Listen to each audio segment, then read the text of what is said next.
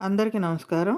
శ్రీకృష్ణ తత్వము, లీలలు, పరమార్థంలో గోపికా వస్త్రాపహరణం లీలను గురించి తెలుసుకుందాం. ఈ లీల ద్వారా చిన్నారి కృష్ణయ్య మనందరికీ గొప్ప సందేశాన్నిచ్చారు. ముందుగా ఋతువర్ణన గురించి తెలుసుకుందాం. ఋతువర్ణన ఎందుకు? ఎందుకు అంటే గోపికలు కాత్యాయని వ్రతం చేయటానికి ప్రేరేపించినది ప్రకృతే గనక. ముందుగా వర్ష ఋతువు వర్ణనము. వర్ష ఋతువు ప్రారంభమైంది. తూర్పున గాలులు అధికంగా వీచసాగాయి. పడమటి దిక్కున ఇంద్రధనస్సులు కనపడుతున్నాయి. సూర్యుడు చుట్టూ గూడు కట్టుకొని ఉందిట. ఉత్తర దిక్కున మెరుపులు మెరేసాగాయి. మేఘములు దక్షిణ దిక్కునకు ప్రయాణం చేయసాగాయి. జలచరాలు అంటే నీళ్లల్లో జీవించేవి.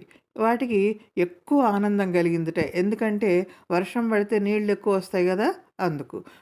పిపాసచే అంటే దాహంతో మిగుల ఎక్కువ బాధపడిన చేతక పక్షులు వర్షపు నీటికై నోళ్లు తెరుచుకొని ఆకాశం వైపు చూస్తున్నాయిట. అవి ఒక్క వర్షపు నీళ్ళనే తాగి బతుకుతాయి అని అంటారు.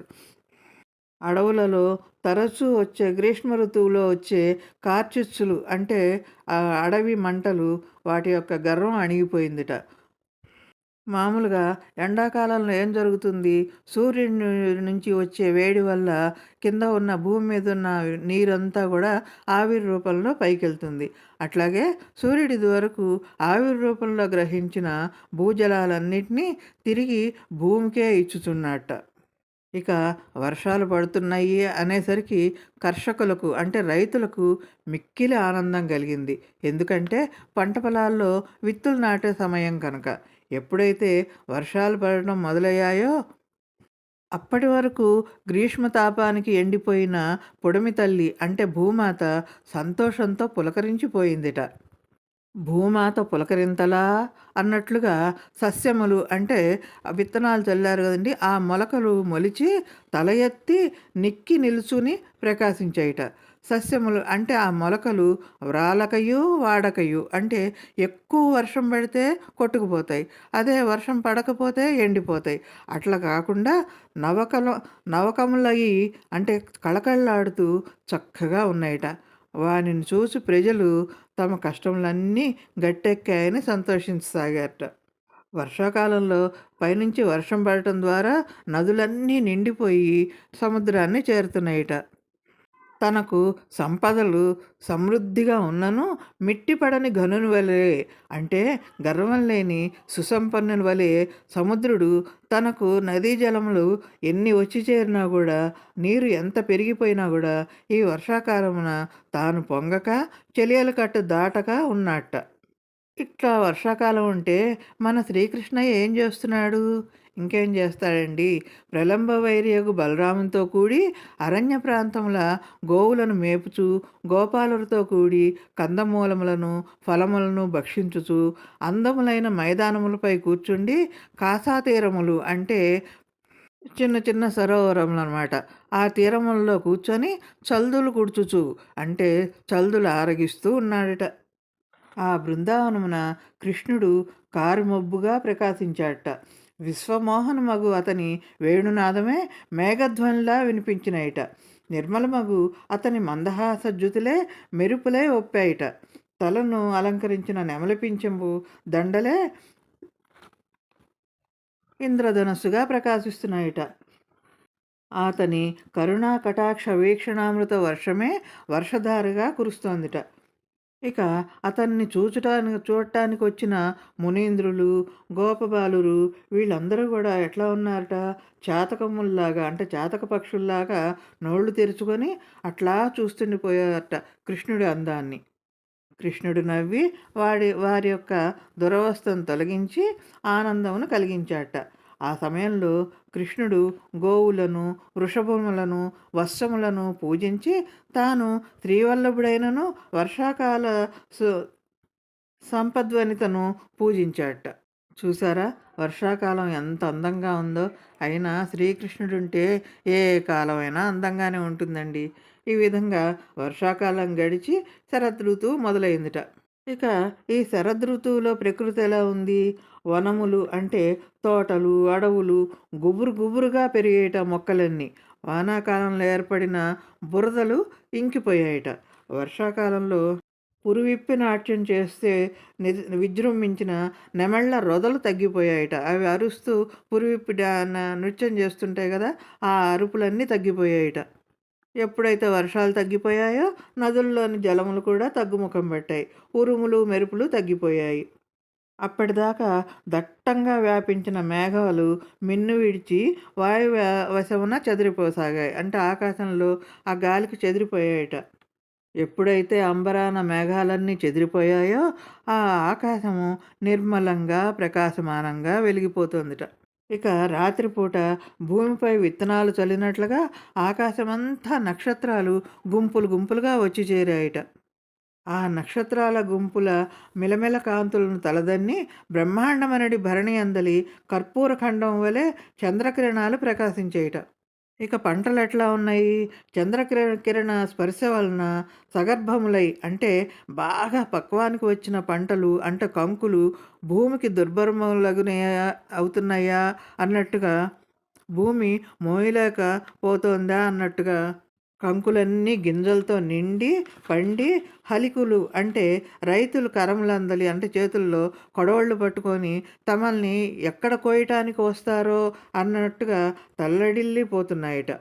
ఆ ఎన్నులు అంటే కంకులు బరువుగా ఉండి కొంచెం భూమి వైపుకి వంగి తల్లి అగు విశ్వంభరకు అంటే భూదేవికి ప్రణతములు అయి అంటే దండం పెట్టుకుంటూ నమస్కారం చేస్తున్నట్టుగా వణుకుచూ రైతులు మమ్మల్ని కోసేస్తారు అని మొరపెట్టుకున్నట్లుగా ఉన్నాయట.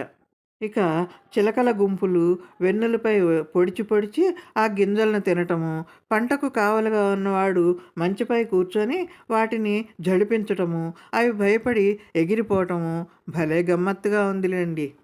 ఇక నిర్మల జలాలతో ఉన్న జలాశయాల్లో కలహంసలు, చక్రవాకములు, సారసములు విహరించుచూ కోలాహలము చేయుచున్నాయి. బాగా ఎదిగిన వృక్ష సముదాయాల మధ్య ఆకలి తీరిన మదపుటేనుగులు స్వైర విహారం చేస్తున్నాయిట.